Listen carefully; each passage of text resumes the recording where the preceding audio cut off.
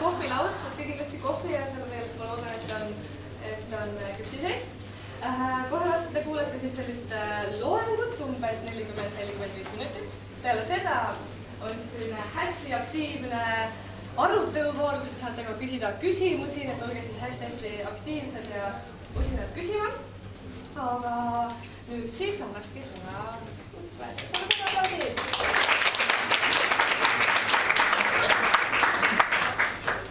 Nii, tere! Mul oli Kaplinski pool aastat WC-s. Tõenäoliselt raamat, ütleda ise.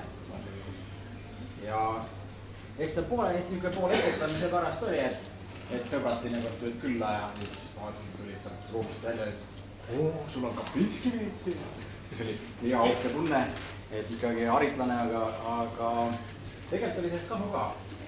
Ehk et aeg-ajalt siis nendel hetkedel, kui sai seal niimoodi üksi olla ja mõttesse süüvitud, siis sai seda raamatut sirvitud ja loetud ja üks, ma siin hästi palju vahvaid asju, aga üks, mida ma laenasin ka tänaseks mõtte, oli üks raamat Muinasjutt ja tõelus, või üks jutt, 1974 tema poolt üle kirjutatud.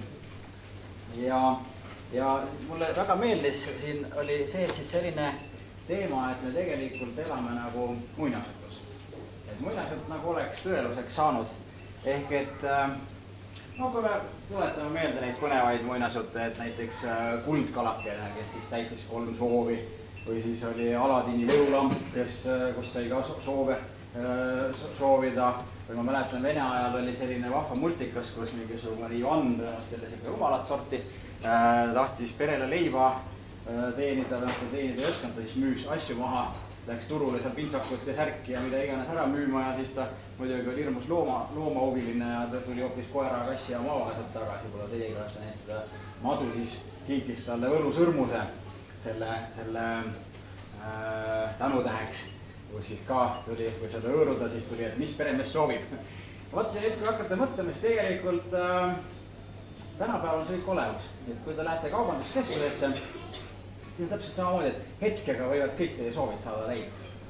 Jällegi muidugi selleks peab olema raha, nagu vanasti pidi olema, nagu muinastus pidi olema võlusõrmus pidi olema, et päris igal ühel need seal ei realiseeru, aga samas me elame siis maailmas, kus tõepoolest sa saad hetkega tegelikult kõik, mida sa soovid, saad endale omandada. Või siis veel isegi, nüüd on veel vahvam see interneti teema, et sa lähed internetti ja seal on tegelikult kõik võimalused olemas, mida iganes sa soovid. Või siis teine muinasjutu teema, et inimkond on väga ammusest ajast soovinud lennata või siis suuri vahemaid hästi kiiresti ületada. Jällegi, kas siis on selleks on lendav vaip või on 7 penikoorma saapad. Tänapäeval selle jaoks on lennuk või siis helikopter või igal juhul on jällegi võimalus sul reisida üle maailma väga kiiresti ilma mingisuguste probleemideta. Või siis mida jälle tihti talle need muinasjutud algavad, et kunagi kuskil 7 maa ja mere taga oli üks loss, milles elasid kuningapaar ja kuningatütar ja nii edasi. Ja siis sa mõtled, et see loss, et see oli vinge ja võimas ja nii edasi.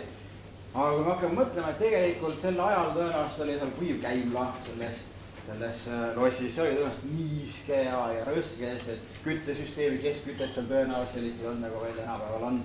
Seal ei olnud pesumasinaid ja külmkappe ega tolmuimejaid ja nii edasi. Tegelikult me elame oluliselt paremini kui need kuningad seal kuningalossides.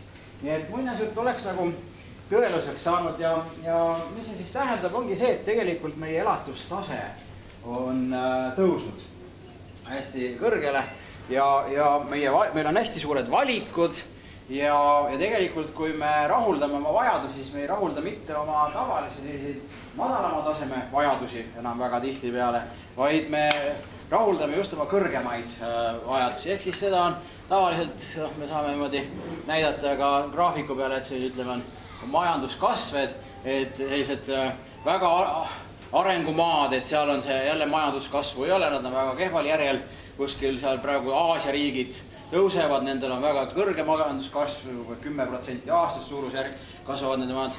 Meie oleme tõenäoliselt kuskil siin, me hakkame võtma järgi nendele lääne riikidele siin olles tulnud ka suhteliselt kehvast seisust ja ääreriigid on selle koha peal, ehk siis kui me vaatame seda majanduskasvu tavaliselt, siis seal kuskil Saksamaal või üldse mingites Euroopa riikides, see on 1-2% aastas, et see ei ole mingisugust meeletuid ja võt ongi, et me oleme tegelikult hästi kõrgel elatustasemel, meie majandus ei kasva, meil on hästi palju valikuid, mis see nüüd ettevõtetele tähendab see muidugi jälle suuremat konkurentsi, ehk siis nad peavad mõtlema, kuidas kallutada inimesi just nende kaupu ostma, mitte kellegi teise kaupu ostma.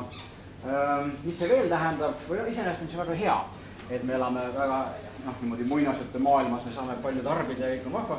See on üks väike probleem selle asja juures, on see, et tegelikult me tarbime natukene liiga palju. Me kulutame üle, me elame üle oma võimet. Ja võiks ju jälle teha natuke võimlemist, kuigi siin on hästi palju noori inimesi, aga siiski vaatame, et esitada selle küsimuse sellised, et tõstke käed, kellel ei ole või kelle peres ei ole ühtegi laenu või krediitkaarti või siis elamuaseme laenud, krediitkaardid, mis veel võib olla, leasing. Jah, kellel ei ole, käsi püsti. On isegi paned alla poole selliseid siis. Oli enam-vähem vihti. Et siiski pool või isegi veidi üle poole isegi siisest rahvast tegelikult, et on laenud ja mingisugused sellised finantsinstrumendid majas olemas, ehk siis me elame tegelikult ikkagi üle oma võimete. Ja nüüd küsimus on, et kes siis on süüdi, et me niimoodi üle võimete elame. See, mis on tagajärg, on sellest räägime pärastpoole, aga kes on süüdi, on tegelikult on natuke nõiaring, et ühest küljest ise oleme hirmus ahmed. Me tahaksime, tegelikult on see ju inimkonna kogu aeg, kõikide inimeste soov on elada paremini ja saada ilusamaid asju ja paremaid asju ja ühesõnaga elada paremini, naabrist vähemalt paremini. Kui midagi muud ei saanud naabrist paremini. Ja selle jaoks me teeme tööd, näeme vaeva, teenime raha ja tegelikult me tahame nendes ettevõtetes, kus me töötame või mõni võib-olla omab mõnda ettevõtet on omaniku rollis, me tahame, et nendel ettevõtetel läheb hästi, siis seal on rohkem palka või omanikutulu. Ehk siis need ettevõtted, et nendel läheks hästi, tavaliselt ettevõtte edumõõdik on ikkagi kasv. Ehk siis kas ta on kasumi kasv, turuosa kasv, käibe kasv, klientide arvu kasv. Ja nüüd ongi see, et tegelikult ettevõtted on hirmsasti huvitatud meile järjest rohkem pähe määrima igasuguseid asju, nimetame täna siis seda selliselt turunduse loengutes, mida ma tavaliselt pean nimetama neid asju teisiti, aga täna siis räägime natuke niimoodi avameelsemalt võib-olla, et väga palju käib sellist pähe määrimist, ehk et ettevõtted on huvitatud, et me ostaksime rohkem ja paraku me oleme piisavalt nõrgad, et me laseme ennast ka mõjutada, sest et me ju tegelikult ju sisimas tahamegi osta rohkem. Ja siis hakkabki selline ületarbimine. Ja see, millest ma siis täna teiega tahaks rääkida, see oli siiamaani sissejuhatus, et mis ma tahaks põhirõhu panna, on see, milles ma siis ise tegev olen, on turunduse teema ja räägiks natukene teile antud hetkel siis kui tarbijatele neid nippe, kuidas teile üritatakse siis kotti vähe tõmmata, ehk siis või teid niimoodi meelitada tarbima rohkem. Ja räägime natuke teie nõrkustest, no mitte teiste inimeste nõrkustest, teie ja ometi ei ole nõrgad ja ei olete väga ratsionaalsed kindlasti, aga põhimõtteliselt räägime siis tarbijate nõrkustest, et miks ja kuidas on neid võimalik niimoodi ümber näbu tõmmata, et sellele paneks põhirõhu ja kuna kogu see teadusnädala temaatika on olnud sel aastal siis maailma lõpu teemadine, siis räägime natukene ka sellest või seda võime juba koos arutada. Ma ise ei ole nii tark, et ma suudaks välja mõelda, et kunas ja kuidas see lõpeb kõik. Et ma küll mõningaid selliseid mõtteid teile avaldan, aga eks seda lõpuasja saame siis ühisest mõelda siin pärast hakka järgi. Aga keskenduks siis sellele, et inimesed on ühest küljest siis hästi mõjutatavad ja teisest küljest irratsionaalsed, et vaataks need kaks punkti läbi. Mul ei ole, kuna palve oli, et slaide ei tohi kasutada ja mingisugust siis tunnen ennast nagu alasti, et tavaliselt loengus on alati slaidid ees, siis on hea rääkida nüüd mul on väike spikker lihtsalt ees.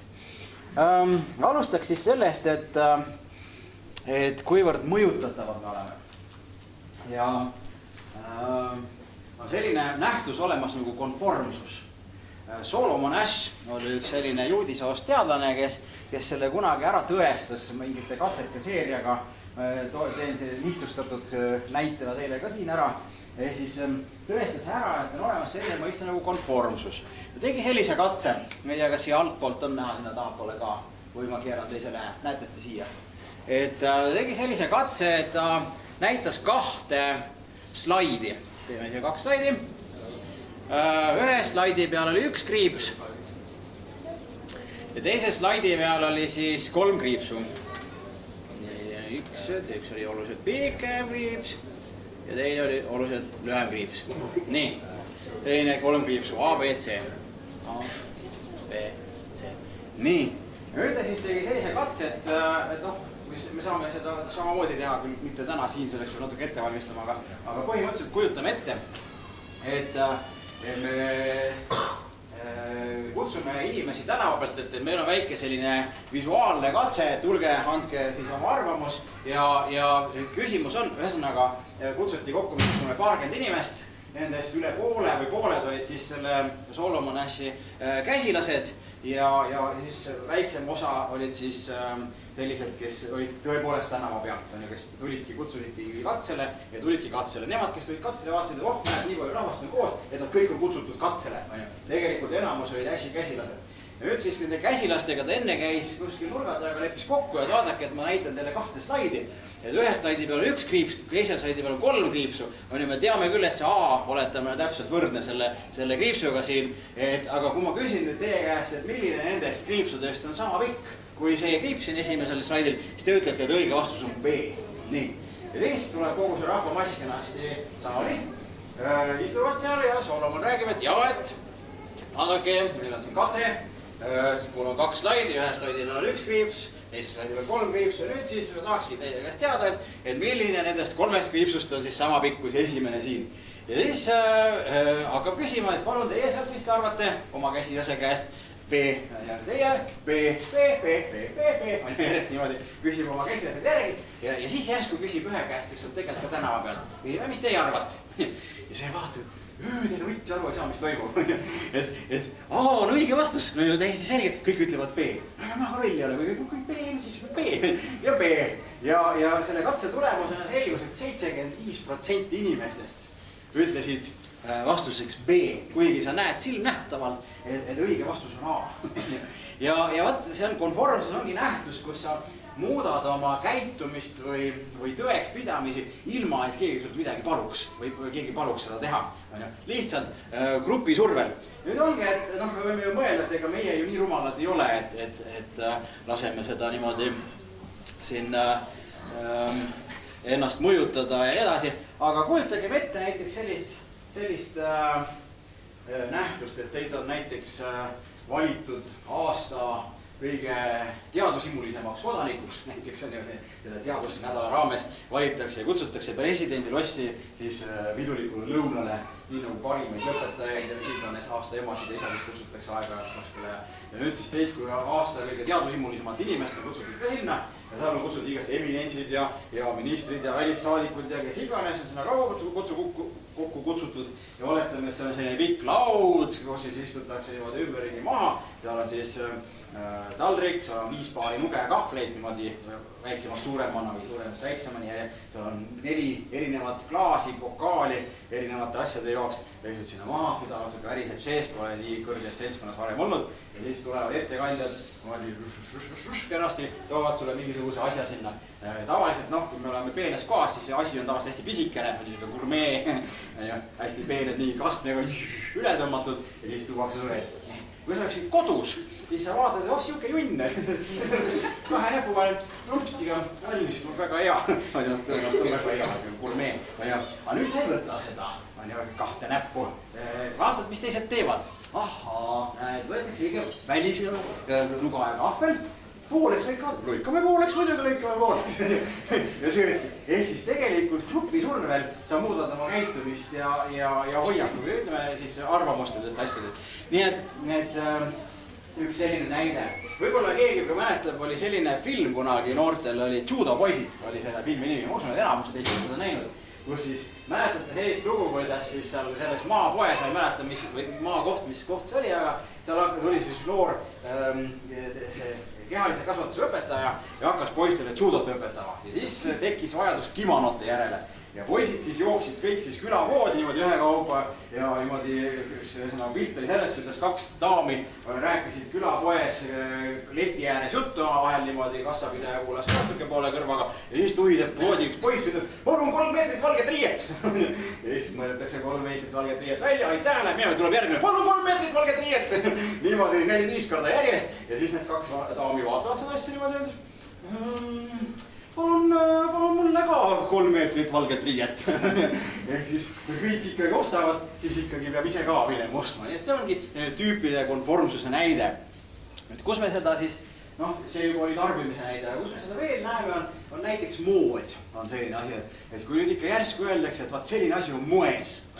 Ja kõik inimesed hakkavad käima mingisuguste imelike riiete või aksessuaaridega, mingisugune eriline roheline lillade ruutudega kott saab hirmus moekaks, siis varsti me kõikidel tahmidel on rohelised lillade ruutudega kotid.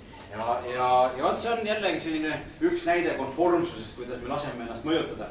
Kus veel seda hästi palju kohtab, teile eriti noored inimesed on see üks selline, ma ei tea, üks lõks, aga jällegi, kus meid mõjutatakse tegelikult on koduleheküljed, kus on suhteliselt tavapärane praktika on see, et kui sa lähed siis näiteks kodulehel, mingi firma kodulehele, siis sa näitad, seal on näiteks all selline kataloog või all leht, et mida kliendid meist räägivad. Ja siis nad räägivad seal, oi kui hea, ma kasutasin seda toodet, see oli nii super hea ja soovitan kõigile teistele ka ja näopilt on ka juures ja inimese nimi seal. Ja siis tuleb jälle, oi mina ka kasutasin ja mina kasutasin sellel eesmärgil, et tõesti ma olin rahul ja nii edasi. Ja see tuleb 10-15 erinevat sellist soovitust või mida kliendid siis tegelikult arvasid.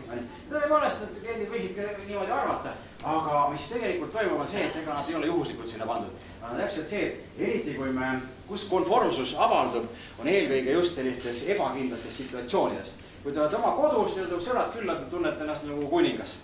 Ja teil ei ole mingit konformsust, te teete täpselt seda, mida ise tahate, sööte täpselt niimoodi, ampsti võtate sealt laua pealt ja ei ole mingisugust noe, kahvli või asja. Aga vaat siis, kui sa oled ebakindlas olukorras, mingis uues olukorras, vaat netist ostmine on ka ebakindel olukord, kus sa teinekord ei tea, kas see pakkuja on nüüd usaldusväärne või ei ole usaldusväärne, kas see kaup, mis sealt tuleb, on hea või ei ole, kas ma julgen või ei julge. Ja vaat siis sa hakkadki lugema neid kasutajate kommentaare seal, et oi, küll ma olen rahul, küll oli kiire kohale vedu ja mis iganes asjad. Ja vaatad, jaa, ju vist ikka on, ja, ma olen ka nõus. Seal on jälle konformsus, kus ära kasutatakse internetis ostmisel. Nii et konformsus on üks asi, millega on võimalik mõjutada inimesi tarbijaid, millega mõjutatakse kõvasti tarbijaid, kõik sellised hullused, nii nagu on siin vahepeal tekkinud igast iPhone'id ja iPodid ja iPadid on ka tegelikult mingil määral selline konformsus, et kellelgi on ja mingisugustel osadel inimestel on ja siis mis ma tahan ka, et selle konformsuse tagant tõukajaks ongi tavaliselt selline kas gruppi kuuluvuse tunne, et ma tahan ka olla keegi või niisugune enese premeerimise tunne, et kui ma õigesti käitun, siis teised ütlevad, oh tubli, sul on ka see lillade ruutudega roheline kott, et tavaliselt on just niisugune soov käituda õigesti, saada sellest premeeritud, kas siis niimoodi heakskiitva noogutusega ja nii edasi, et seetõttu me laseme ennast mõjutada. Nüüd järgmine asi, millega me ennast laskeme mõjutada, on siis kuulsuste kasutamine. Jällegi väga põnev, siin on 2 strateegiat, kuidas seda tehakse ettevõtete poolt. Üks on simuleerimine ja teine on stimuleerimine. Ja simuleerimine on selle asja selline pehmem vorm, aga samas oluliselt laiemalt tasemel kasutatud vorm.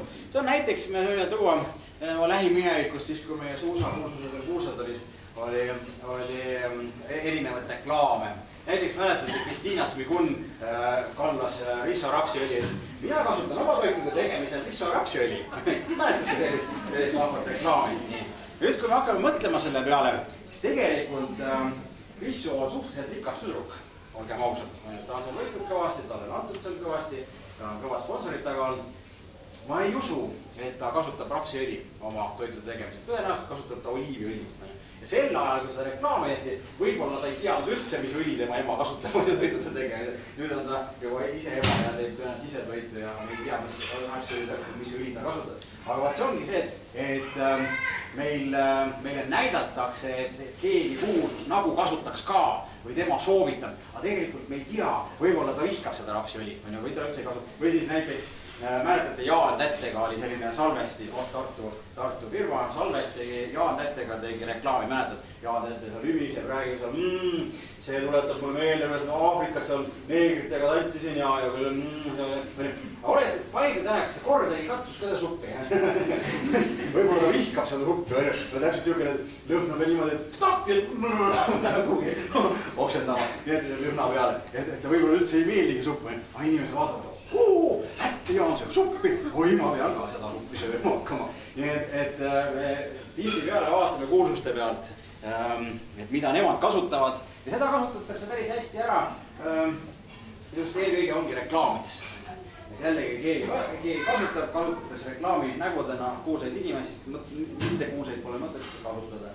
Üks mittekuulsate variant on veel, et keda siis jälgitakse, ongi, neid nimetatakse arvamusliidriteks. Kuulsused on arvamusliidrid, aga tegelikult on arvamusliidrid ka sellised inimesed, kellega me samastame ennast. Ja tihti peale näiteks reklaamides kasutatakse siis ka a la inimene nagu meie. Ehk siis, kui te olete pannud tähele sellist reklaami nagu kosmodiski reklaam, seal on siis, kui seal oleks Peep Palm, kallis ülikonnas rääkimas müügikuru, oi, vaadake, siin on kosmodisk, sellega saab teha igast põnevaid asju, kui teil selg valutab, siis pange endale ümber ja siis te varsti tantsite ja mingit seljavalu ei ole. Ja siis sa vaatad, jaa, räägi, Vainu Peep, palju sulle maksti selle eest, igavene suslik selline, läheb siin pähe määrima mingid asju, sa ei usu seda. Aga sinna on pandud hoopis tädi, räägib, jaa, tead, minul ka, minul selg valutas hirmsasti ja järjest rohkem ja mitte ei saanud ja kui käisin mööda arste ja üks ja teine asi ei aitanud ja siis ükskord lapsed tulid, mingisugune kosmodisk oli neil kaasas, mina absoluutselt ei uskunud. Täiesti mingisugune imelik asi, no mis midagi teha polnud, ega panin ta peale, ega ta tükki küljest ära ei võta ja näed, aitas, nädala pärast juba tantsisid. Ja siis sa vaatad seda toredat tädi, et issand, kui tore tädi, täpselt nagu minu ema või vanaema või vanad, kes olete, et tõenäoliselt ta räägib oma lugu. Nii see just oligi, et keegi ei maksnud jumala eestele selle jama eest, mis ta suust välja ajab. Et see on tema lugu ja peab vist oma vanaemale ka ostma selle kosmodiski. Nii et jällegi kasutatakse ära inimest, nimetage seda arvamusliidrid, et kes siis niimoodi mõjutab meid või meid mõjutatakse tema kaudu. Teine variant, see oli simuleerimine. Tegelikult me ei tea, kas see tädi oli seljahaige või ei olnud, kas ta kasutas seda või ei kasutanud, rääkis sama mingisugust, keegi maksis tal raha selle. Et see oli simuleerimise strateegia. Teine strateegia, mida kasutatakse inimeste peal ära, on siis stimuleerimine. See tähendab seda, et siis tõepoolest antaksegi teatud tüüpi inimestele mingid asjad kasutada. Ja tavaliselt on need jällegi sellised liidrid või tuntud inimesed ja siis inimesed tavaliselt tarbijad jälle vaatavad, tema sõidab sellise autoga, ma pean ka sõitma. Näiteks presidendile anti ametiautoks Audi, me ei tea seda tehingu hinda. Ma usun, et see hind oli väga võideva hind, sest et Audi oli väga huvitatud, et Eesti president ei sõidaks mitte Versuga, vaid sõidaks Audiga. Ja siis Audi usaldusväärsus ja selline renomee tõuseb inimeste silmes ja väga paljud inimesed tahavad ka hakata Audit ostma ja Audiga sõitma. Siis nad on ka sama head nagu president.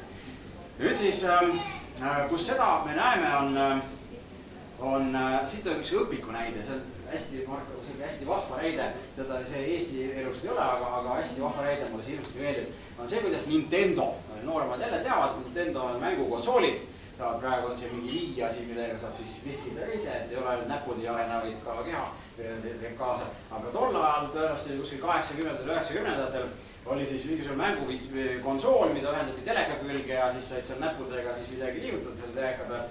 Ja nüüd see Wii, see Nintendo korporatsioon, nemad siis mõtlesid, kuidas müüa Ameerikas maha siis need konsoolid lastele, koolilapsed on see sihtgrupp. Ja mis nad tegid, nad otsisid koolidest üles need kõige pätimad poisid.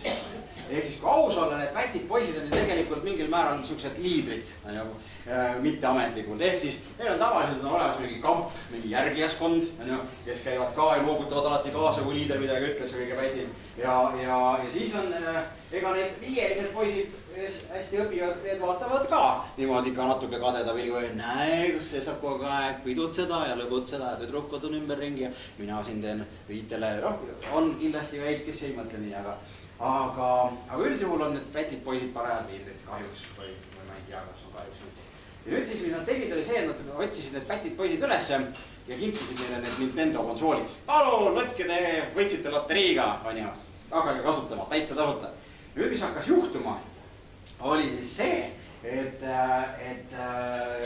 kambajummid esimesena läksid, kui reageerisid, läksid koju, ütlesid, ema, kõigil on Nintendo või see, jah, Nintendo, ma pean ka saama, muidu ma olen mingi kätis, on ju, mind visatakse kambast välja, kas sa tahad, et mind peksma hakatakse, jumala eest, mida on vaja, kõigil on, mul on vaja Nintendo, on ju. Kui oma poiss kunagi tuli koolist koju, ütlesid, mul on PSP-d vaja, kõigil on PSP, küsid, kellel on PSP, Jaanil on ja Jaanil. Nii et lõpptulemus õnneks, mis toimus, oligi see, et poiss ei saanud PSP. Aga mis Ameerikas toimus, oli see, et kõik said endale Nintendo. Nüüd see 5-line poiss kodus istub laua taga kenasti, teeb oma matemaatika ülesandeid ja räägib, ema, aga kus see õigus siin maailmas on? Näed, seal on pätt ja vabakas, temal on Nintendo. Mina viitele, mul ei ole Nintendot. Ja vastas ikka tema Nintendo. Nii et sellise väikse trikiga tegelikult müüdi väga hästi kogu siis Ameerika koolid seda Nintendot täis. Nii et see on jälle üks võimalus, kuidas siis reaalselt kasutatakse ära mingisuguseid liidreid, kas siis mingeid kuulsusi või natuke teistmoodi sisemisi liidreid selleks, et mõjutada siis suuremaid masse ja panna inimesi jälle ostma ja tarbima. No mida veel kasutada saab? On see, millega meie igapäevaselt teiega kokku puutume, on kaubapaigutuspoes. Ehk siis jällegi, kui sa lähed poodi, sa tahad osta midagi. Ja, tavaliselt mida me tahame poest osta? Piima, leiba, saia, mingi liha asja võib olla. No ja võib-olla võtaks mingi joogi ka, erinevalt, kes mida. Ei hakka teile siin rääkima, mida mina tavaliselt ostan, aga nii, see on nüüd pood siin. Tavaliselt siis poes me läheme siit kohast sisse näiteks. Ja kassad on siis selle koha peal siin. Ehk siis me saame siit kohast välja. Nii, mis nüüd siis on, et kui me tegelikult läheksime ostma oma tavapäraseid asju, siis me ostaksime nad ära ja tuleksime siit kohe välja. Selleks, et me seda ei teeks ja ostaksime rohkem, mida siis kaupmehed on teinud? Teinud seda, et puuviljad on sul selle koha peal siin. Siis leivad saiad on sul selle koha peal siin. Lihatooted on selle koha peal siin. Piimatooted on selle koha peal siin. Ja siis mingisugused joogid, asjad on meil selle koha peal siin. Nii. Nüüd siis inimene tuleb poodi ja selleks, et jääda rahule oma poes käiguga, ehk minna koju puuviljade, piimasaia, leivaga ja lihaga, selleks ta käib vabatahtlikult kogu poe läbi. Ja nüüd siia vahele on siis pandud igasuguseid muid kaupu ka risti-rästi. Ja nüüd sa käidki ja vaatadki, et unustasin ära, seda on ka vaja. Ja näe, see on moes praegu, selle peame ka praegu ostma ära. Ja nii juhtubki, et kui sa lähed ostma tavaliselt piima, leiba, saia, sa tuled tagasi 2 suurt kilevõtti käes. Ja jällegi, kes süüdi on ju ühest küljest, jah, me ise, et me olime nõrgad, aga teisest küljest oli see mingil määral ka poemees või kaupmees, kes meid mõjutas tegelikult teadlikult. Ja siin on veel nippe, mida kasutatakse poodi, see on näiteks valgustus, et sulle tehakse valguspunktid. Kunagi juhtusin rääkima ühe kaubandusketi turundusjuhiga, kes ütles, et inimesed on nagu kärbsed, liiguvad valguse poole, vaatavad, valgus, juba tulevadki valguse juurde, ostavad, oi, siin on mingi väljapanek, võtavad siit midagi ära ja saadavad, seal on järgmine valge koht, lähevad sinna järgmise valge koha peale ja võtavad sealt ja siis järgmine ja niimoodi jälle juhatatakse ühe valguse juurest teise valguse juurde ja käidki jälle kogu poe läbi. Nii et selliseid asju, mida poes veel tehakse, on mida küll vähem Eestis veel tehakse, aga ma usun, kus on natuke potentsiaal, näiteks muusika.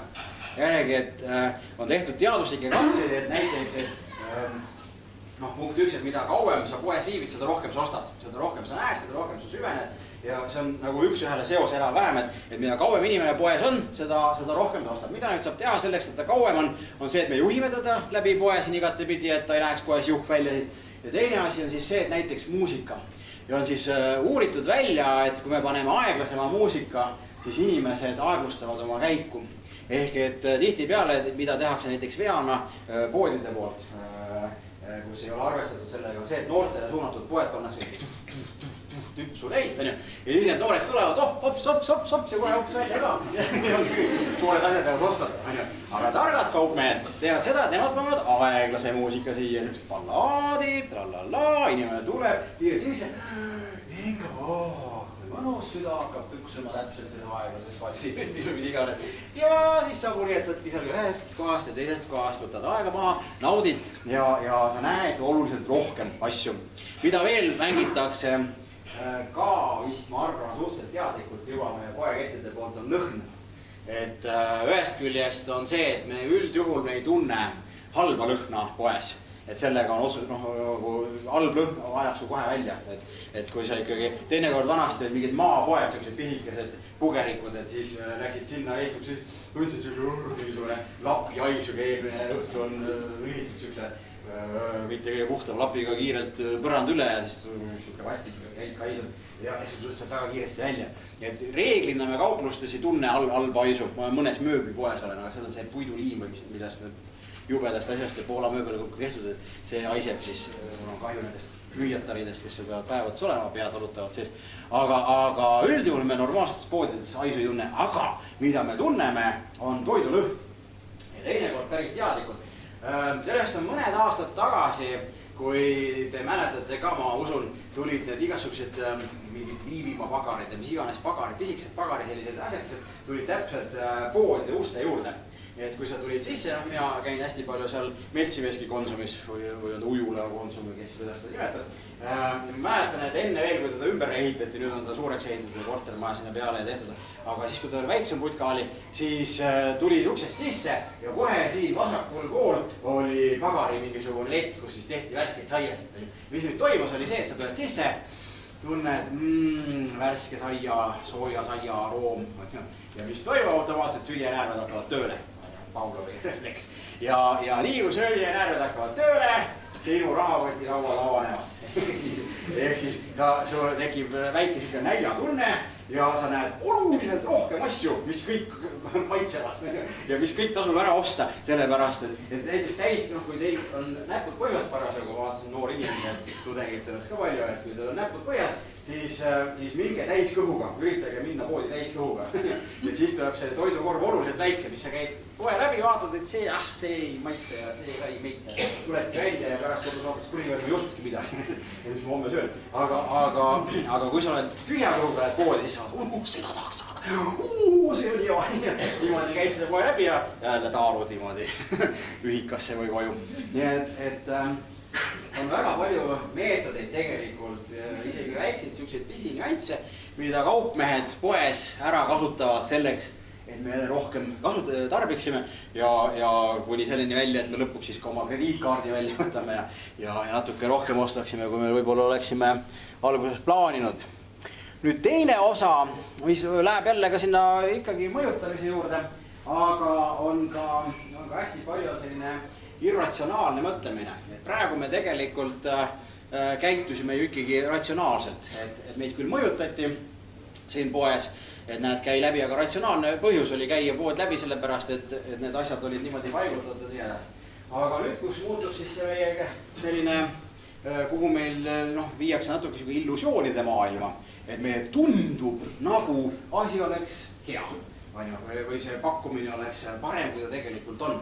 Ja tavaliselt, mis on kõige arenenum meel inimesel on nägemise meel, et väga suur osa ajust tegeleb nägemisega ja kogu selle pildi, mis me näeme, kõik nende stiimulite siis sellise seletamisega, lahti mõtestamisega, et mida me siis parasjagu näeme, tajumisega. Ja nüüd siis on ju hästi palju erinevaid optilisi illusioone. Üks, mis ma võin kohe näidata, mis ma küll toon teises kohas, aga see on näiteks tehtud Ahaa keskuses on see Eimsi tuba, on selline koht olemas. Panime kaamera ühte kohta, see on tehtud 2 pilti samas toas, mina jäin täpselt sama suureks, ma ei saa kasvada ega kahaneda mitte kuidagi moodi, aga ühes toanurgas ma paistan ülipisikesena, teises toanurgas ma paistan ülisuurena. Ja ometi üks ja sama tuba, kaameril ühe koha peal, tegime 2 klõpsu ühe siin toas nurgas ja teise seal toanurgas. Ja ühes toanurgas oled see pisike, teises suur. Ehk siis see on optiline illusioon, kui võime öelda.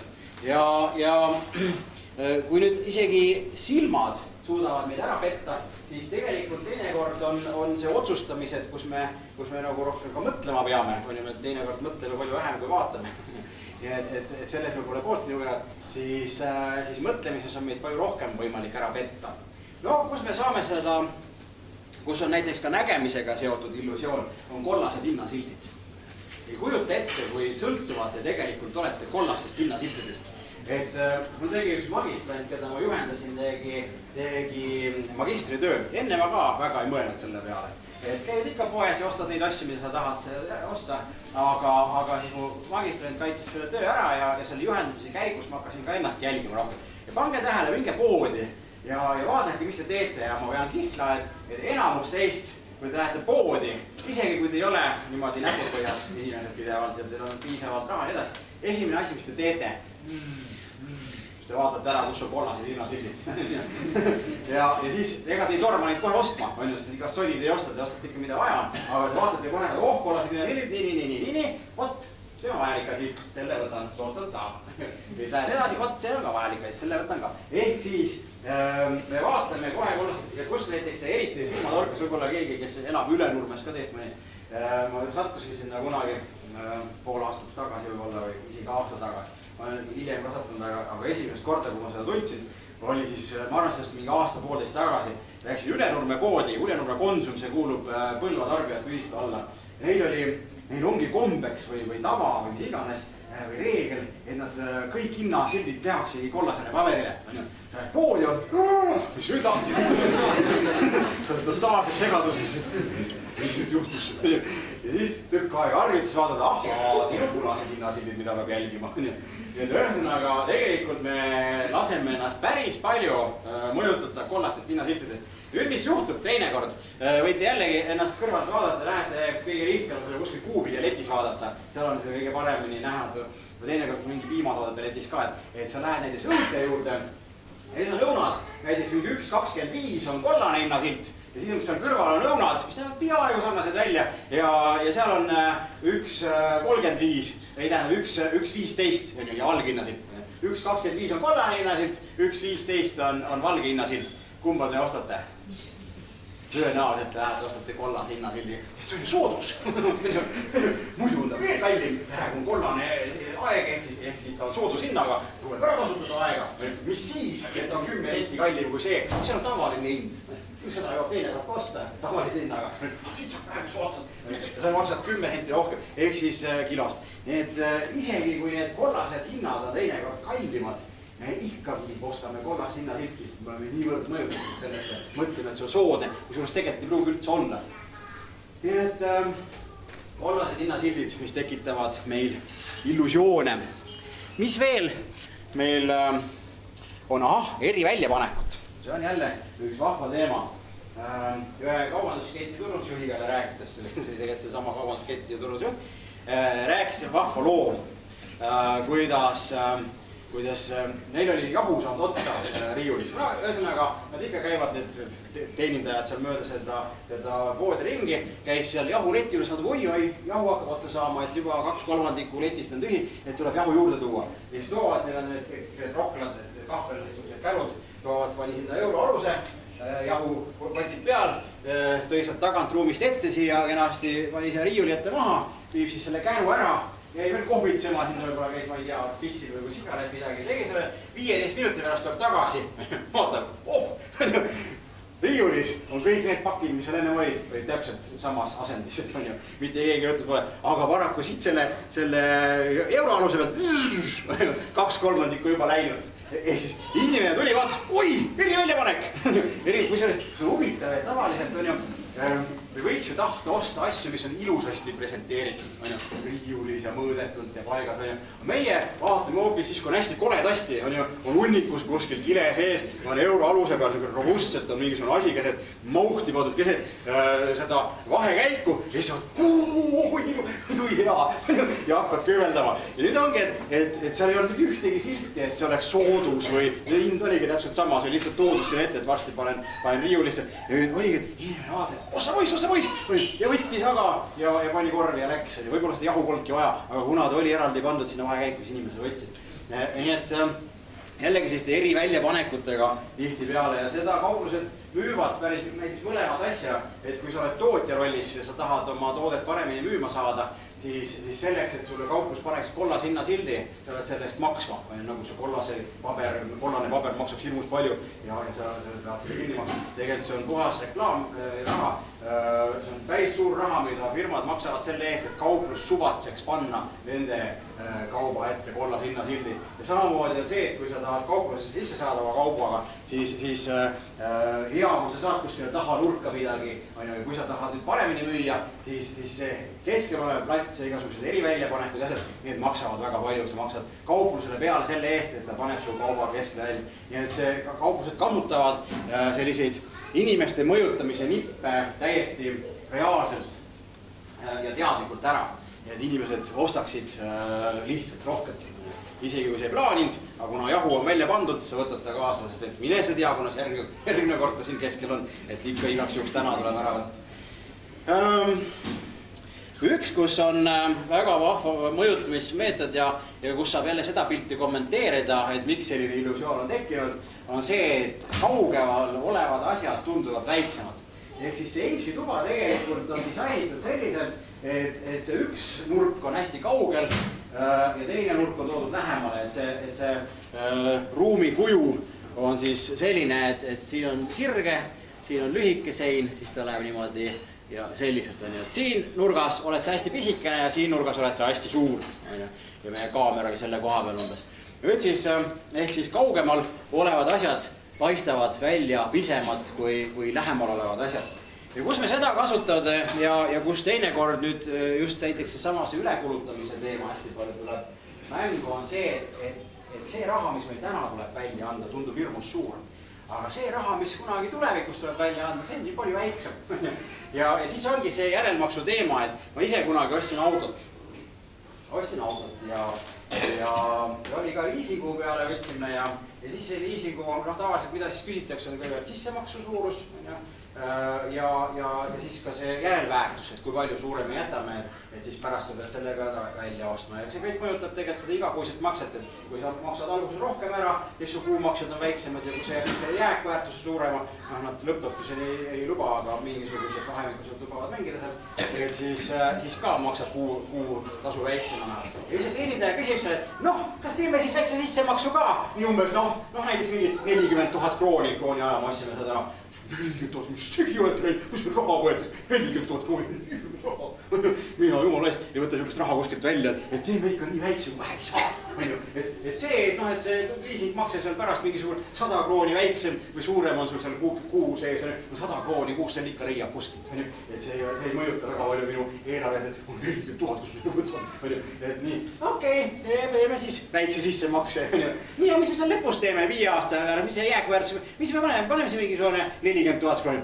Jaa, väga hea, 40, see ei ole mingi raha, 40 000. Või pärast kokku niimoodi sõbra käest aajad 40 000, muidugi 40 000, väga hea. See võtab tegelikult 100 krooni väikse maksu, seda kuumaksed, see on ka suur raha. Nii et jällegi, kas see 40 000 täna kohe välja käia on oluliselt suurem raha või see, et sa pead 40 000 5 aasta pärast välja käib. Ei olegi tegelikult mingi raha, küll selle kokku saab. Nii et, ja see on väga palju põhjus, miks me kulutame üle ja kasutame krediitkaarte ja kasutame liisinguid ja asju, et ei peaks kohe hirmsasti raha välja käima ja siis me saame seda hiljem kasutada. No mis veel? Viimane asi, mida ma tahaks teile siis rääkida nendest mõjutusasjadest, mis mulle endale eriti närvidele käib. Selles mõttes, et kui ma täna räägin teile kui tarbijatele, et kui kuidas me teid ikkagi niimoodi, või noh, mina mitte, aga kuidas siis ma õpetan tegelikult, on ju, kaupmehi teid ümber näppu keerama tegelikult, siis ma räägin natuke teises võtmes, et tehke nii. Rumalad ei tee, sest siis teevad teised ja saavad selle kliendile andele, aga täna ma siis räägin, et küll need kaupmehed on ikka pahad, on ju, ja teevad niimoodi. Aga kus mul nagu endale ka tõesti närvidel on hakanud viimasel ajal käima, minule turundusinimestele, kes ma peaksin seda nagu heaks kiitma, on peidetud reklaam. Ja see on nagu tõsine oht minu arust, et kui me mõtleme ajakirjanduse peale, näiteks ajakirjandusudegid on siin ka teie seas, on vist, ei ole ajakirjandusudegid kahju, et siis ajakirjandus peaks olema sõltumatu. Et me peame tegema vahet, mis on reklaam, kui on ära tuntud, et me teame, see on praegu vähemäärimine, selle eest on makstud, et meile anda sõnumit, et osta ära, see on väga hea. Ma tean, see on reklaam, ma ignoreerin seda. Ja vaat see on nüüd mingisugune arvamuslugu ja vaat see mulle meeldib, või seda ma loen sealt, ma saan tõde teada, nii nagu tegelikult asjad on. Nüüd siis näiteks ajasin naiselt, varastasin ära Pere ja Kodu, mida väga paljud naised, eriti kes on ema rollis, loevad ja tellivad nii. Ja nüüd, kui sa hakkad siis siin nagu lugema ja vaatama, see on näiteks väga ilus kaane lugu on Karin Raskist. Karin Rask, meie perel on uute alguste aeg. Ja miks tehakse sellised lugu, Karin Rask, tuntud näitleja, ilus ka, korralik pereema ja näitleja nüüd oligi, et tema siis sai vabakutseliseks. Ehk siis, kui me loeme seda kaane lugu, siis me saamegi teada, et jaa, näed, Karin tuli teatrist ära, hakkas vabakutseliseks ja uued algused ja tralala. Ja mis siis veel hakkas keset seda artiklit hakkab siis selline asi. Ja mehest ka, et perekonnast, et lapsed on toredad ja nii edasi. Ja siis tuleb siin järsku välja, et oi, me oleme hirmsad sellised maheinimesed. Me oleme õiges kohas üle tervise. Siin on hea õiget juttu ajada. Et nad on maheinimesed. Inimesed teevad seal kapsast ja porgandit keedavad ja edasi. Ja siis kohe suve lõpul peaks välja tulema esimene partii Rasmuse ehk siis selle Karini mehe firma Jäätis. Lamuu nimeline, mis on nagu kodu tehtud ja siis ta räägibki seda, et nad on hirmsad jäätise sõbrad.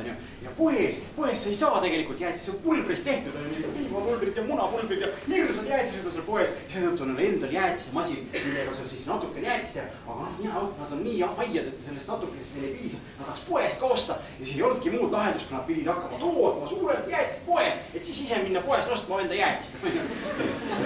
Ja mis on siis ehtsast ja mahedast, näed, nii ei jäänudki raskidel üle muud, kui see jäätis sinna poodi ise teha.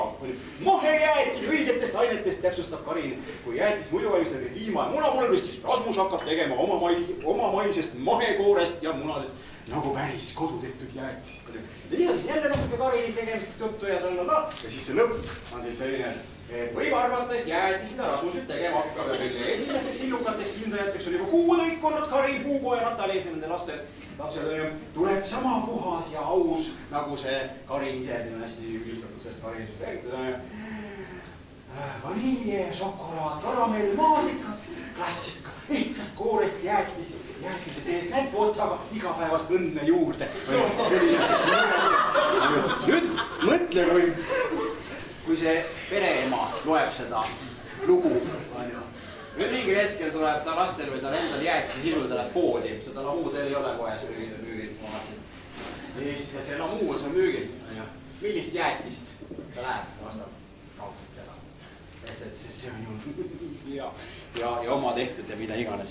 Ja nüüd ma vaatasin, kusjuures, kas see oli äkki Kroonika või mingisuguse ajalehe peal, ma just nägin nädal aega tagasi, oli Jelena Raskist oli kaane lugu ja see oli, kusjuures oli kirjas ka, kui oli küsitud, et kas on juba müügil, et veel ei ole, et vaat uue asja tegemine, et seal ikkagi tuleb komistusi ja asju, et veel ei ole, küll ta tuleb varsti.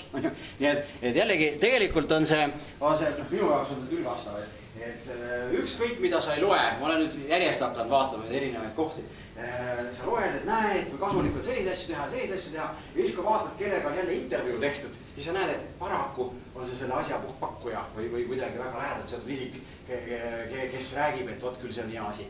Ja see on üks väga suur minu arust ohumärk, et millega ma arvan, et meie kui tarbijad peaksime nagu arvestama ja alati reaalselt vaatame, et kas see jutt, mida praegu seal räägitakse, on nagu tegelikult ka ka see, mida see inimene arvab, või seal on mingisugune promo taga. Tavaliselt tudengid toovad sellised näited, et Koit Toome on, et temast pole tükk aega midagi kirjutatud, et pange tähele siis, kui hakatakse kirjutama, et see on mingi tehnikamaaline teeb mingisuguse Koidu loo, kuidas ta on tsikli seljas, hambari on käes, et näed, selle ma puhastangi velgasid tsiklil on ja suur sükene tsiklimees ja siis pere ja kodu kindlasti või naistereht räägib, et Koit kui pereisa, väga tore mees ja kuidas ta lapsi seal kasvatab ja hea mees.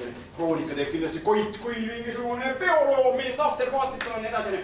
Siis tõenäoliselt ja siis parasjagu on Koit ka veel mingisuguses süües saledaks või tantsides iludaks või mingisuguse saate žüriis või kohtunik või mis iganes saate juht on. Ja siis, kui on just see finaalsaade, siis ohoo, tuleb Koidul plaat välja, täpselt samal hetkel. Ja siis ta saab muidugi, mul on teile ka isiklik kingitus, võitjad, kes te saite süües saadaks. Näete, minu uus plaat on ju teile, ekstra teile, minu uus plaat on ju, kingin teile. Ja annab selle siis üle seal kenasti. Ja ma vaatasin, et Koidust oli täna lugu kuskil naiste rehtist on, ma vaatasin Selverist täna, oli müügil, oli Koit oli kaane peal. Nii et nüüd on aja küsimus, ma tahaks vaadata, kas see teooria paika, kas Koidul on plaat tulemas välja või ei ole. Ma ootan huviga. Nii palju siis sellest, kuidas meid siis mõjutatakse. Ma vaatan, ma olen juba hakanud 5 minutit üle minema isegi ajast. Aga hakkame siis lõpetama ja mõtleme sellest, kuidas see asi siis lõpeb. Et me rääkisin sellest, et me elame muinasjutus ja seda muinasjuttu tegelikult toodetakse järjest. Meie kaupmehed ja pakkujad ja tootjad on väga huvitatud sellest, et see muinasjutt kestaks, et me tarbiksime järjest rohkem. Paraku me oleme ise ka sellest väga huvitatud, siis me tarbimegi rohkem ja oleme siis vaikselt ka üle tarbimas.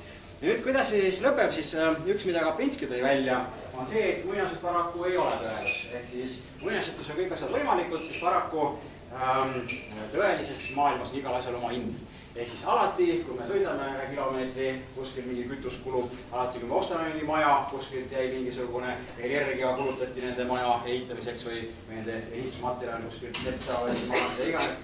Ehk siis me kogu aeg tegelikult loodust muudame järjest vaesemaks. Ja see, et meie elutustase on muutunud suuremaks ja me järjest rohkem tarbime, tähendab seda, et me tegelikult oleme järjest osavamad maalt võtma neid ressursse, mis tal on. Ja järjest sügavalt võtab seda maad ja järjest rohkem. Ja see tähendab seda, et tegelikult paratamatu kuskilt see lõpp on. Kuigi me muutume järjest energiaefektiivsemaks ja tehakse edusamme, mõeldakse uusi aineid välja, võib-olla mis ei koormaks seda keskkonna nii palju.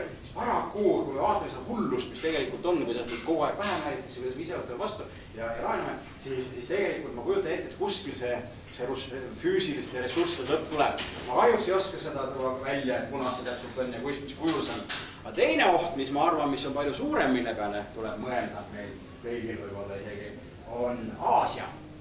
Ehk siis ma rääkisin sellest, et meie oleme siin heaolu ühiskonna alguses kuskil, heaolu ühiskonnas, siis paraku Aasia on just praegu, et kui see on see ajamoment, siis Aasia on praegu just tõusuteel, et kusagil jõuda siia. Ehk siis Aasias on praegusel hetkel 10 aastat juba on majanduskasv olnud igal aastal 10%, võib-olla isegi rohkem. Keskklass Hiinas tõuseb väga suuremalt, kui tavaliselt on see, et meil on heaolu ühiskonna selline läbilõige on see, et on hästi suur kõrgkiht ja keskklass ja siis natukene on siin ka seda põhjakihti, et siin on kõrgklass, keskklass ja põhjakiht, siis Aasia maades paraku on see, ma teen hästi pisikeselt, on hästi pisikene selline see keskklass ja kõrgklass ja hästi suur põhjakiht on ju. Mis nüüd toimub on see, et Hiinas on hakanud toimuma keskklassi suurenemine. Ehk siis järjest need vaesed agraariinimesed seal kolivad linna, leiavad tööd, seal haridustase tõuseb väga suurem praegu ja keskklass suureneb, kulutused suurenevad. Aasiaga, mis on veel erinevus, on see, et kui meie elame võlgu, enamus Läänemriikidest on võlakriisis praegu või kui nad ei ole veel kriisis, siis nad jagavad ikkagi võlgu, nad saavad oma võlgadega hakkama, siis Aasias ei ole võlgasid. 2/3 valuutareservidest on Aasias. Ehk siis tegelikult Aasia on säästnud kogu selle aja ja sisuliselt annab laenu siin Läänemaailma USA-le ja Euroopale ja nüüd mis toimub on see, et kuna seal tööstus kasvab väga suuresti, haridustase kasvab, keskklass suureneb, siis Aasia mõjuvõim maailmas suureneb meeletult. Ja ühest küljest tähendab see seda, et meie siin muutume ääremaaks.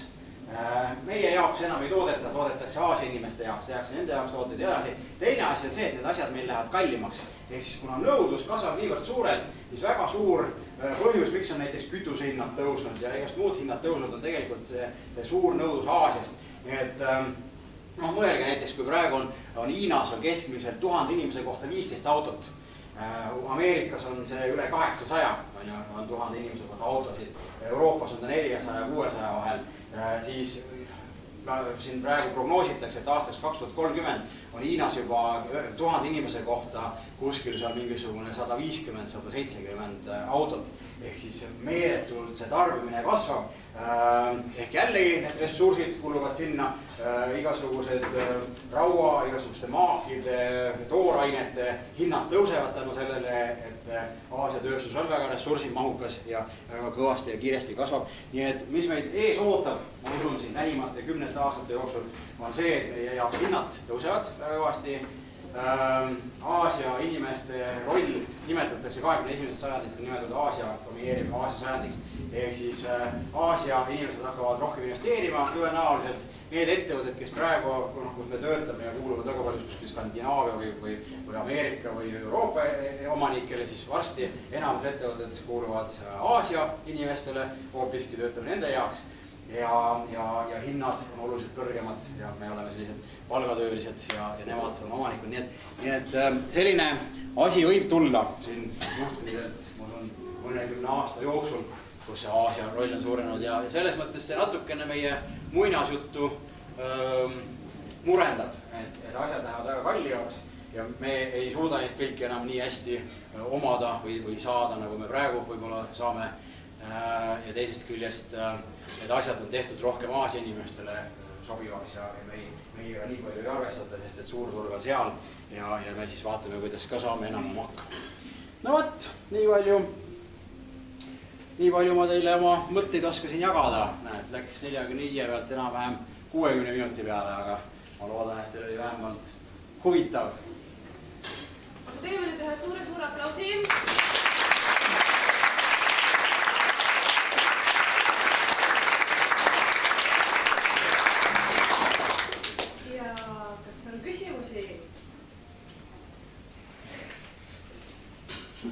Kuivõrd on siin taga sellist evolutsioonilist psühholoogiat, et vanasti käisid ka metsas mehed, eks ole, jahil ja naised käisid korilastena kuskil ringi ja täpselt samamoodi oli see, et kui sa koju tõid saagi, siis või treenida kodus. Ikka on näiteks üks asi, mis on sealt samast ürgajast tulnud, on see, kuidas tehakse reklaami meestele suunatud kaupadele. Tavaliselt reklaamides on siis naised ja üldjuhul väga sensuaalsetes vormides on ju poolpaljad ja nii edasi. Nüüd siis jällegi on räägitud sellest, et vaata, kui koledad vastikud mehed vaatavad naist kui lihatükki ja mingi saamaimu peal on väljas, siis tegelikult see tuleb täpselt sealt. Et kui mees tahtis järglast saada, see ürgmees, siis tegelikult tal ei olnud naisele mingisuguseid rohkem nõudmisi kui see, et ta suudaks sünnitada, et oleks piisavalt noor ja terve. Ja juba oli see naine ihaldusväärne. Ja see on kandunud täpselt siia üle, et selleks, et kui midagi mehel polegi muud vaja, kui naine on piisavalt noor ja terve olemisega ja juba lähevad silmad vilama ja me teeme rumalaid otsuseid, veri valgub peast ära. Et siis, ja samamoodi naistega näiteks on see, et jälle räägitakse, et naised on hirmsad, et ainult raha pärast abielluvad ja tahavad rikast ja sellist võimsat meest endale. Siis jällegi see tuleb ürgajast, et siis näiteks kui näidatakse naistele reklaame, siis tavaliselt sinna palju mehi panda. Et sellega võib natukene elevust tekitada, aga midagi muud ei juhtu.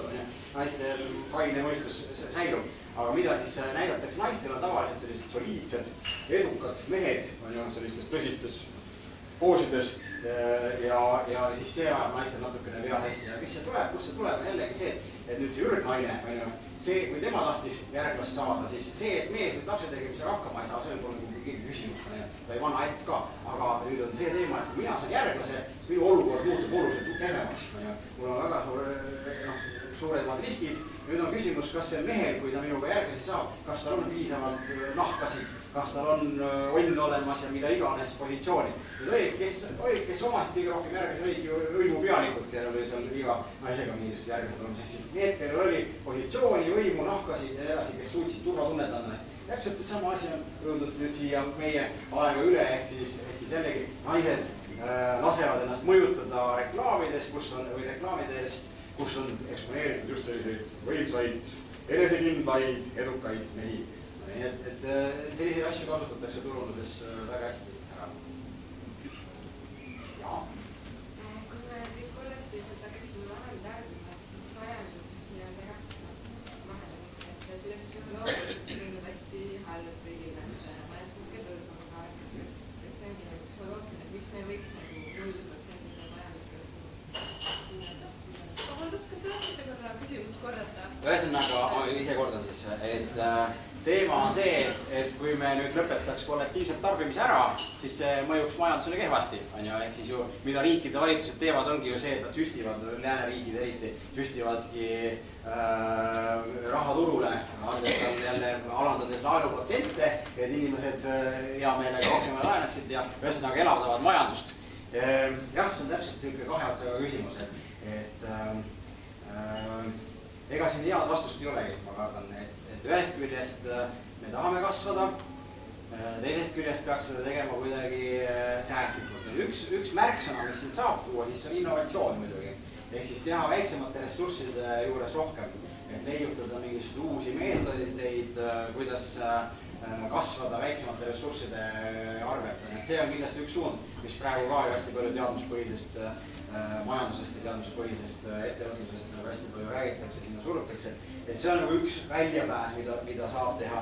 Aga samas Kaplinskil on selle kohta hea ka selle sama jutu lõpetuseks välja toodud, et võib-olla ei peaks lastele rääkima nii palju neid muinasjutte, kus on seal lendavad vaipad ja soovivad täitmine. Võib-olla peaks hoopis rääkima neid muinasjutte, kuidas tark võtab vähe ja ahne saab alati oma karistusega. Ehk et tõenäoliselt selline mõõdukus on õige suund. Aga jah, seda sinu küsimust on nii raske küsimus, et ega seda ju kõik riikide valitsused sinna arutavad ja teadlased tegelevad, et ega sellist head lahendust tõenäoliselt ei ole. Ja siin muidugi oli veel korraks, et ka Kaplinskis, et sa võid ju ise mõelda, et ma jätan selle suvila nüüd ehitamata ja selle auto ostmata ja edasi. Paraku siis tuleb keegi teine, kes ehitab selle suvila selle kundi peale ja ostab selle auto ära ja edasi. Et jällegi, et kui meil isegi tõmbame koomale, siis näed, et Aasia vennad on ju tarbivad selle võrra rohkem või mingi muu rahvustuslik või riik. Et jällegi on see, et nüüd lihtsalt riigid seda kasvu tahavad ja võiks ju kokku leppida, et status quo jätame selliseks nagu on, et siis ei ole midagi. Paraku me ei ole enda majandusega rahul hetkel, me tahaks olla sama rikkad nagu soomlased või sakslased, mis tähendab seda, et me ei ole juba siukse kokkuleppega nõus, et sakslased võiksid küll jääda samale tasemele, aga meie tahaksime kasvada. Nüüd, kelle arvelt me kasvame, siis jälle sakslaste arvelt, ehk siis ei ole, et seetõttu seda kokkulepet tõenäoliselt ei saavuta, et see kasv on kõigil selline konkureerimine on meil paraku veres. Sul oli küsimus? Jah, mul on selline küsimus, et ühest küljest mulle tundub, et tarbija on juba tänapäeval nagu muutunud, et teadlikke tarbijaid tuleb aina enam juurde.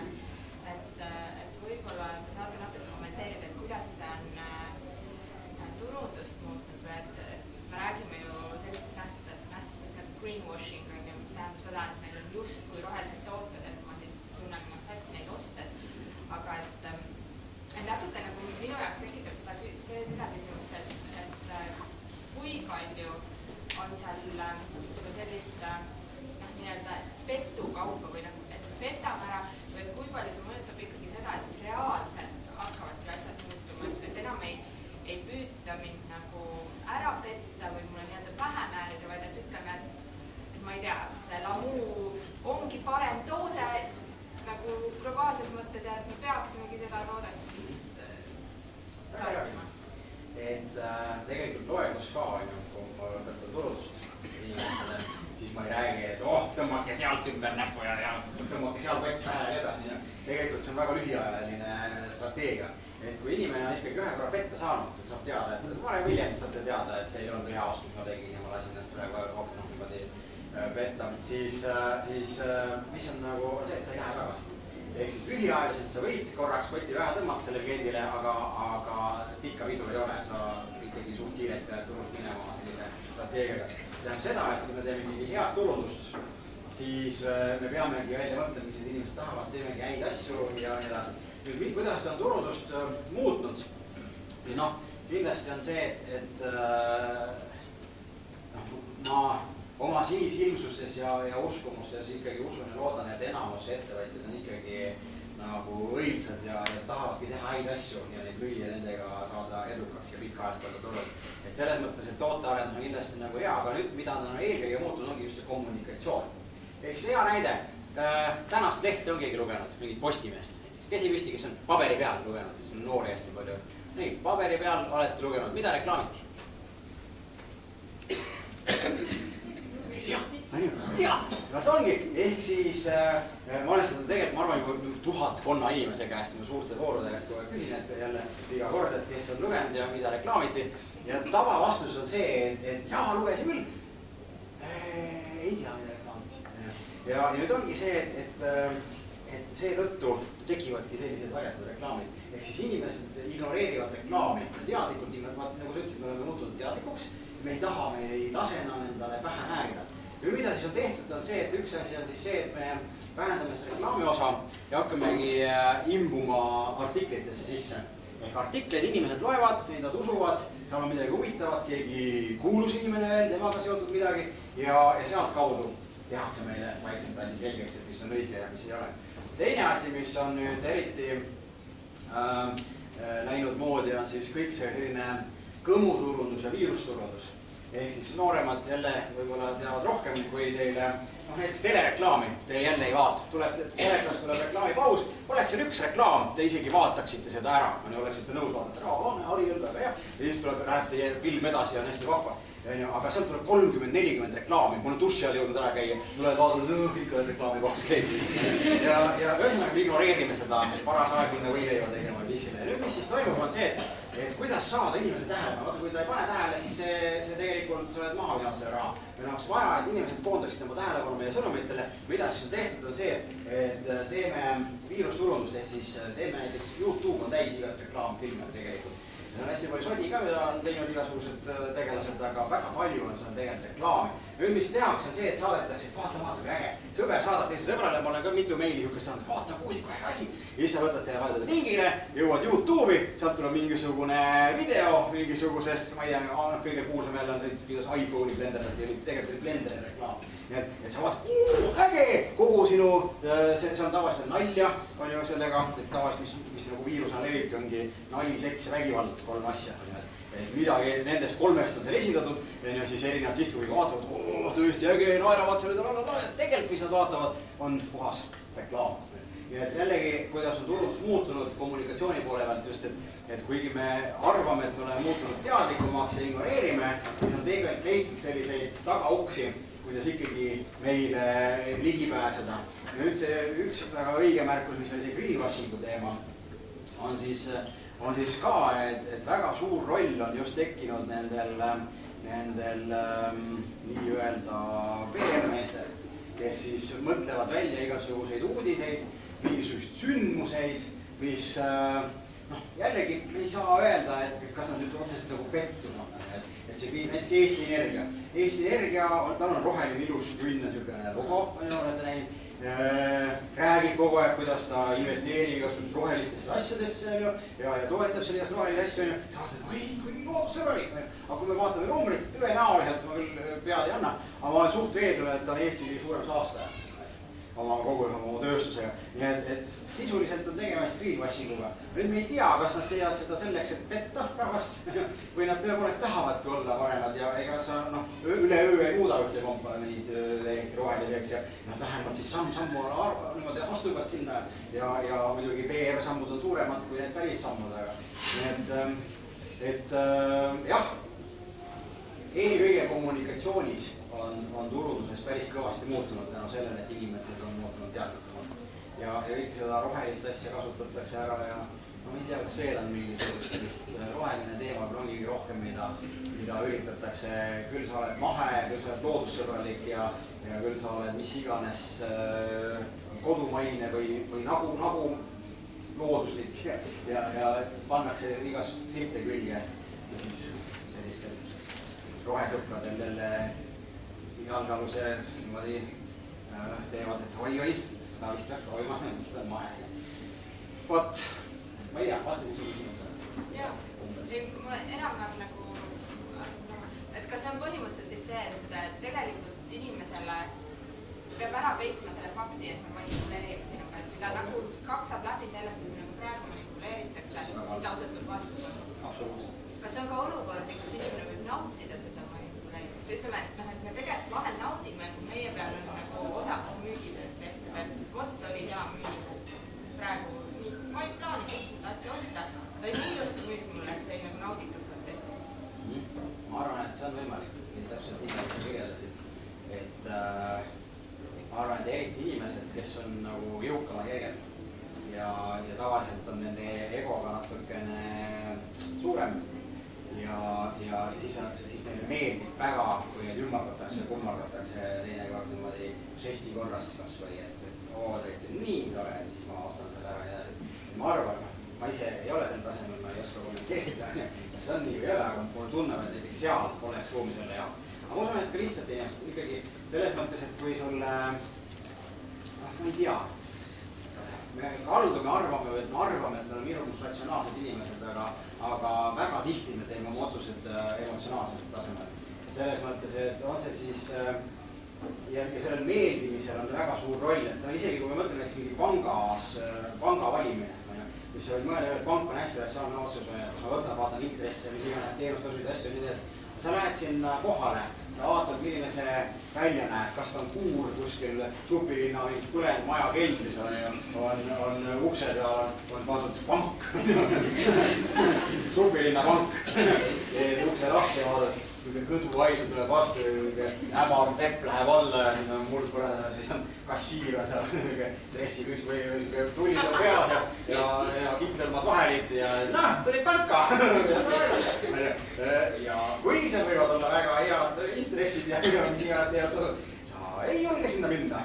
Sa lähed ikka, kus on klaasfassaadid ja uksed käivad hästi tugevasti, mitte ei ole meil plänn, soliidselt kõvasti käib uks lahti, kus on võib-olla muusikat nad vist veel ei lase seal, aga tõenäoliselt hea lõhn on seal sees ja inimestel on vormirõivad seljas, nad naeratavad sulle ja kõik on tegelikult ju emotsionaalsel tasemel, kuidas sind mõjutatakse. Ja tõenäoliselt, ma nüüd ei tea, palju see nüüd sellest, et sa naudid seda, sa tahad saada head teenindust, sa ei ole rahul, kui sa saad halba teenindust. Nii et mingil määral see on nautinguga seotud, aga kindlasti on see ka väga palju selle usaldusväärsus sellise asjaga seotud, kus me ikkagi emotsionaalsel tasemel tegelikult ka väga ratsionaalsed ostud otsustame emotsioonide toel, või laseme ennast emotsioonide mõelda. Mis see telefoni müüb, et kui helistatakse laupäeva õhtul, hakatakse pähe määrima täiesti mõtlemas müüt ja pesupulbrit. Et siis mõned ostavad lihtsalt selle pealt rahu saada. Jah, see peab küll hirmus meele eitel inimene olema. Selles mõttes on otsemüügiga on 3 sellist peamist varianti, kuidas seda teha saab. See on kõige agressiivsem meetod, kuidas müüa. Kui te olete näiteks müügiinimese rollis ja tahate tõesti kellelegi midagi maha müüa, siis üldjuhul mingid reklaamid ja asjad on alati niimoodi ei tea, kas see toimib. Otsemüük on kõige agressiivsem ja seal on see tõenäoliselt kõige suurem. Nüüd, kuidas saab teha, see, et sa saadad kirja koju. Kirja on väga lihtne võimalik saata prügikasti kohe ja siis paned veel postkastile ka, et mulle paluks ainult ajakirjad ja ajalehed, minu postkast pole prügikasti, selliseid teepsi me näeme.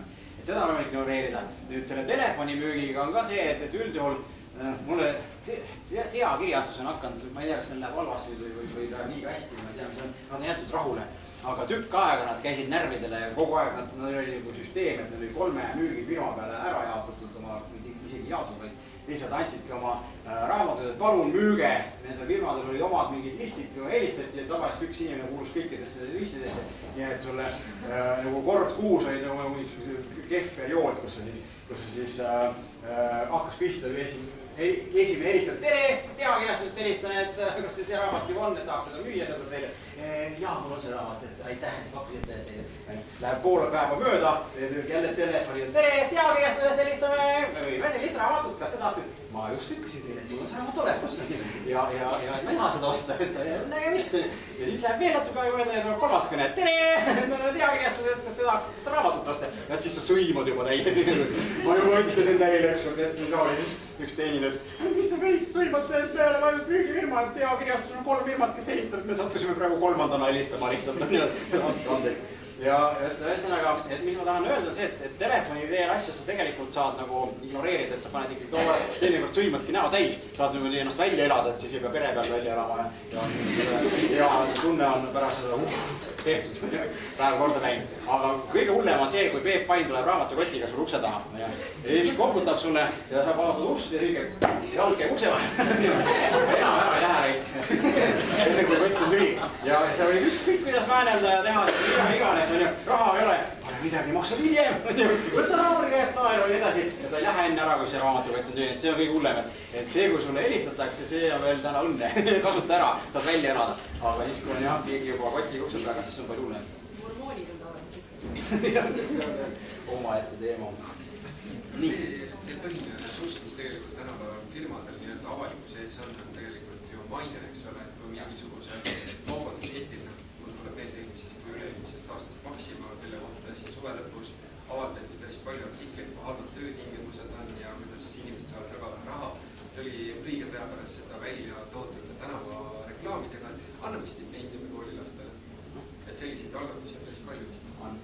Ja see maine teema on nagu väga oluline.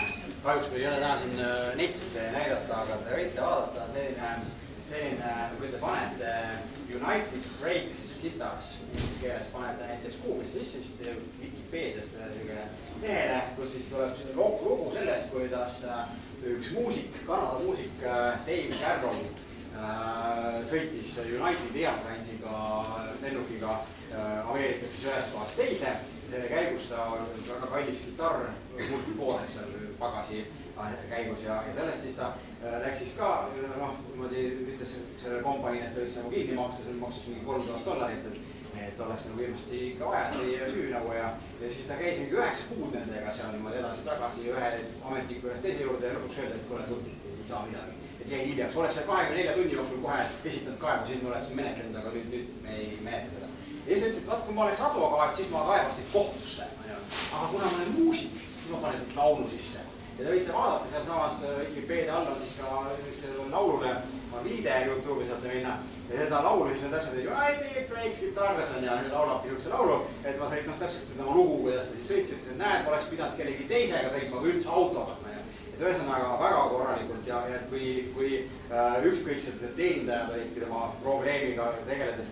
Mis siis juhtus, oli see, et ta pani selle YouTube ülesse ja seda vaatas poole aasta jooksul 10 miljonit inimest. Kes tuli igane jama, muidugi selle Unitedi boss võttis tema ühendust, vabandas, et oi, meil 0,5% klientidest juhtub vahest jama. Te suttusite selle poole, siis andke andeks, võtke palun see video maha. Ja mis siit toimus oligi see, et siis United, kuidas ta välja tuli sellest või esiteks ta avalikult teatas, et see on väga hea video ja et me kasutame seda nüüd sisekoolituses oma teenindajate koolitamisel, et ühesõnaga raputati endal tuhka kõvasti pähe, näed, juhtus võtsime õppust. Ja teine asi oli siis see, et selle $3000 selle kitarri maksumisena siis tegid ka annetuse mingisuguse džässikoolile, et siis näitasid, et me ikkagi hoolime muusika ja seda lava ja tehti sellist asjad. Aga see oli pärast seda, kui oli selline meeletu jamane. Nii et maine on ülitähtis asi ja tänapäeval on just eriti see nagu ilus õppetund, et sa ei saa oma kliendiga tegelikult halvasti käituda, sa ei taha talle niimoodi väga keerata, sest et sa iial ei tea, mida ta võib sotsiaalmeedias sinuga teha ja siis seda suppi süüa väga raske ja tavaliselt siis, kuidas seda süüaks, ongi see, et siis näidatakse oma eldevat poolt ja tehakse mingeid annetusi ja öeldakse, kui õppisime mida iganes, siis on teile suur teadus, kuidas sellest välja tullakse. Vastasin. Mis sa veel küsimusi kellelgi? Hakkab ammenduma. On kahti juba siin. Aga teeme siis veel kord ühe suure aplausi.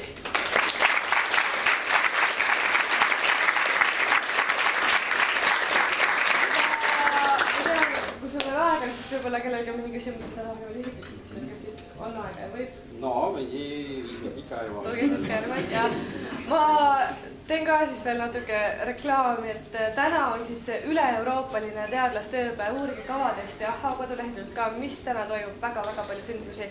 Ja homme ja ülehomme siis on esmakordselt Eestis teadusteatrite festival.